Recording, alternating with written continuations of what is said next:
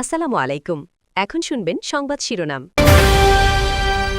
দিনাজপুরের কাহারোলে খাল কাটা কর্মসূচির উদ্বোধন করবেন প্রধানমন্ত্রী। কৃষক সহ আর্থসামাজিক ক্ষেত্রে ইতিবাচক পরিবর্তনের আশা পানি সম্পদ মন্ত্রীর। ইরানের ইস্পাহান প্রদেশে যৌথ বাহিনীর হামলায় ১৫ জন নিহত। জবাবে মধ্যপ্রাচ্যে আঘাত হানছে মিসাইল ড্রোন। ভয়ঙ্কর হামলা সত্ত্বেও তেহরান ছাড়তে নারাজ বাসিন্দারা। পালার বাস ও গণপরিবহনে জ্বালানি তেলের রেশনিং ব্যবস্থা ওঠানো হয়নি এখনো। ডিজেল সংকটে দুশ্চিন্তায় মেহেরপুরের কৃষক। পদ্মা ব্যাংক বাঁচিয়ে রাখতে সরকারের সব উদ্যোগে ব্যর্থ। অবসান অথবা একীভূতকরণের বিষয়ে দ্রুত সিদ্ধান্ত নেওয়ার পরামর্শ বিশ্লেষকদের।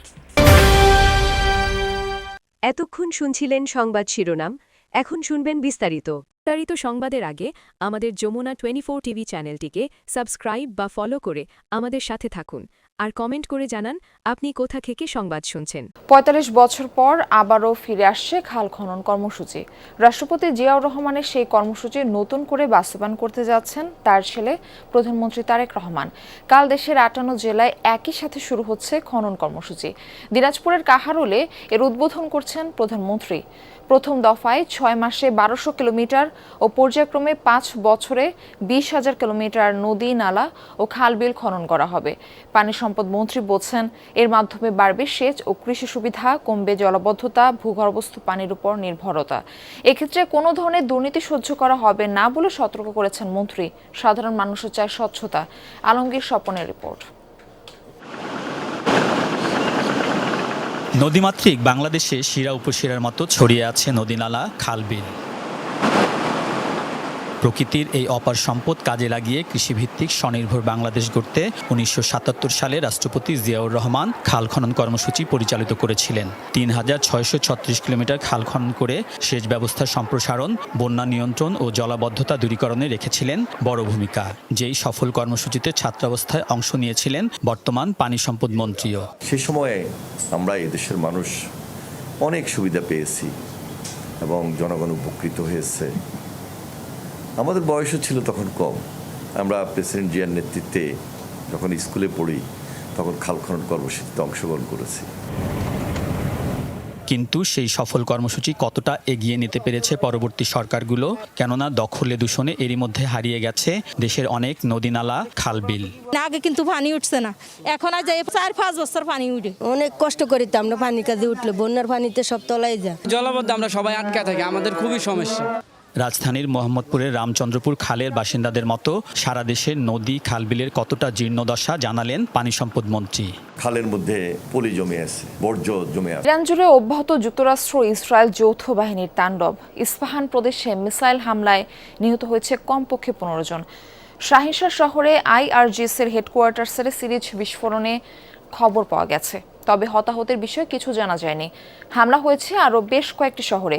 আইআরজিসির ২ সিনিয়র কমান্ডকে হত্যার দাবি করেছে তেল আবিব। পাল্টা জবাব দিয়ে যাচ্ছে ইরানও। কুয়েত বিমানবন্দরে হামলা চালিয়ে ধ্বংস করেছে রাডার সিস্টেম। ইরাকের ইরবিলে টার্গেট করা হয়েছে একটি তেল শোধনাগার। সৌদি আরব, ইরাক, বাহরাইন, জর্ডান ও সংযুক্ত আরব আমিরাতেও ড্রোন মিসাইল ছুড়েছে তেহরান। একাধিক ড্রোন ভূপাতিতের দাবি করেছে রিয়াদ। ইসরায়েলের নেস জিওনা শহরে ইরানের হামলায় ক্ষয়ক্ষতির ফুটেজ প্রকাশ করা হয়েছে, হতাহতের খবর পাওয়া যায়নি। ইরাক থেকে মার্কিন নাগরিকদের অবিলম্বে সরে যাওয়ার নির্দেশনা দিয়েছেন মার্কিন প্রেসিডেন্ট ডোনাল্ড ট্রাম্প। শনিবার ইরাকের রাজধানী বাগদাদে অবস্থিত মার্কিন দূতাবাসে মিসাইল হামলা চালায় ইরান। এর পরপরই দেয়া হয় এই নির্দেশনা। ইরাকে অবস্থানকারী মার্কিন নাগরিকদের অবিলম্বে নিরাপদে সরে যেতে বলা হয়। দূতাবাসের ওয়েবসাইট থেকে প্রকাশিত এক বিবৃতিতে মার্কিনীদের আশ্রয় কেন্দ্র কিংবা বম্ব শেল্টারে আশ্রয় নিতে বলা হয়। অতি দ্রুত বিশেষ বিমানে তাদের সরিয়ে নেওয়ার ব্যবস্থা করার কথাও জানিয়েছে। যুদ্ধের আঁচ যেন লাগেনি ইরানের রাজধানী তেহরানের বাসিন্দাদের মাঝে। নিয়মিত হামলার মাঝেও স্বাভাবিক জীবন পার করছেন তারা। প্রতিদিনই বাড়ছে নিহতের সংখ্যা, তবুও ভীত নয় নগরবাসী। শহরের বাসিন্দারা জানাচ্ছে, প্রথম দিকে জীবনযাপন কিছুটা বাধাগ্রস্ত হলেও কয়েক দিনের মধ্যেই আবার ফিরেছে স্বাভাবিক ছন্দে। যুদ্ধের ৩য় সপ্তাহে এসে স্বাভাবিকভাবে চলছে সকল নাগরিক কার্যক্রম। শহর জুড়ে বাজছে যুদ্ধের দামামা। যখন তখন চলছে ড্রোন কিংবা মিসাইল হামলা, তারপরেও থেমে নেই জীবন। নিয়মিত চলছে অফিস আদালত ব্যাংক সহ সবকিছুই। ঈদযাত্রায় মানুষের ভোগান্তি কমাতে সরকার দূরপাল্লার বাস ও গণপরিবহনে জ্বালানি তেলের রেশনিং ব্যবস্থা তুলে নেওয়ার ঘোষণা দিলেও এখনো আনুষ্ঠানিক কোনো প্রজ্ঞাপন দেওয়া হয়নি। সকালে রাজধানীর ফিলিং স্টেশনগুলোতে যানবাহনের দীর্ঘ অপেক্ষা দেখা যায়। সেখানে ঘন্টার পর ঘন্টা লাইনে অপেক্ষার পর মিলছে তেল। এতে ভোগান্তিতে পড়েন যানবাহন চালক মালিকরা। পাম্প মালিকরা বলছেন, অনেক ক্ষেত্রে আগের রাতেই মজুদ তেল শেষ হয়ে গেছে। ডিপো থেকে নতুন সরবরাহ না আসায় তেল দিতে পারছেন না তারা। এদিকে সরকার রেশনিং তুলে নেয়ার কথা জানালেও এ বিষয়ে এখনো আনুষ্ঠানিক নির্দেশনা পাননি বলে জানিয়েছেন ফিলিং স্টেশনের কর্মীরা। গত 6 মার্চ জ্বালানি তেলের সংকট মোকাবেলায় তেল বিক্রিতে সীমা আরোপ করে সরকার।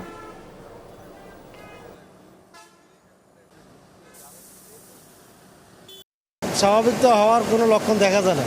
আপনি মোটরসাইকেল বাইকগুলো এখন বর্তমানে প্রচুর পরিমাণ, এরা তো আপনার 300 টাকা 500 টাকা তেল দিলে এখন হইতেছে না। এখন পর্যন্ত কোনো নির্দেশনা এখন আমাদের কাছে আসেনি।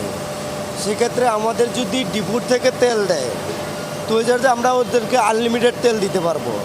এক্ষেত্রে এখন তো আমাদেরকে তেল দিতে আসছে চাহিদা হচ্ছে 2-3 গাড়ি, আমাদের তেল দেয় 1 গাড়ি, তো আমরা কিভাবে দিব? স্বাচ্ছন্দ্যে এই পরিবহনে যাত্রা করতে পারেন এবং দীর্ঘ পথের যাত্রা কিন্তু ট্রেনের ভ্রমণেই তারা স্বাচ্ছন্দ্য বোধ করেন এবং বরাবরের মতনই কিন্তু ঈদযাত্রার প্রথম দিকেই ট্রেন স্টেশনগুলোতে যে ভিড়গুলো লক্ষ্য করা যায় সেই স্বাভাবিক ভিড়গুলো কিন্তু রয়েছে। পদ্মা ব্যাংক বাঁচিয়ে রাখতে সরকারের সব উদ্যোগে ব্যর্থ। পর্ষদ পুনর্গঠন, নাম পরিবর্তন, মূলধন যোগান দেওয়া সহ নানা সহায়তা দিলেও তা কাজে আসেনি। বরং সময়ের সাথে এটি আরও দুর্বল হয়েছে, বেড়েছে লোকসানের পরিমাণ। তাই পদ্মা ব্যাংক অবসায়ন অথবা একীভূতকরণের বিষয়ে দ্রুত সিদ্ধান্ত নেওয়ার পরামর্শ বিশ্লেষকদের। তা না হলে ক্ষতির পরিমাণ বাড়তেই থাকবে। বাংলাদেশ ব্যাংক বলছে, পদ্মা ব্যাংকের বিষয়টি বিবেচনায় আছে, তবে এই ব্যাংকের বিষয়ে কী উদ্যোগ নেওয়া হবে সেই সিদ্ধান্ত এখনও চূড়ান্ত হয়নি। জন্ম থেকেই অনিয়মে জড়িয়ে পড়ে সাবেক ফার্মার্স ব্যাংক। নানা দুর্নীতি, জালিয়াতি আর লুটপাটে চরম তারল্য সংকটে পড়ে ব্যাংকটি। গ্রাহকের আমানতের টাকাও ফেরত দিতে ব্যর্থ হয়। সংকট কাটাতে এগিয়ে আসে রাষ্ট্রায়ত্ত 4 ব্যাংকসহ আর্থিক প্রতিষ্ঠান আইসিবি। 715 কোটি টাকার মূলধন যোগান দেয় এসব প্রতিষ্ঠান। নাম পরিবর্তন করে করা হয় পদ্মা ব্যাংক। এরপরও ঘুরে দাঁড়াতে পারেনি ব্যাংকটি। বর্তমানে এর নিট লোকসানের পরিমাণ 6000 কোটি টাকার উপরে, যা মোট সম্পদ এবং দায়ের চেয়ে বেশি। ডিসেম্বর শেষে ব্যাংকের মোট আমানতের পরিমাণ ছিল 6300 কোটি টাকা আর বিতরণ করা ঋণের পরিমাণ 5650 কোটি টাকা। এর মধ্যে খেলাপি 5200 কোটি টাকা, যা বিতরণ করা ঋণের 93%। বিশ্লেষকরা বলছেন, এত লোকসান এবং খেলাপি নিয়ে কোনো ব্যাংক টিকিয়ে রাখা সম্ভব নয়। তাই দায় না বাড়িয়ে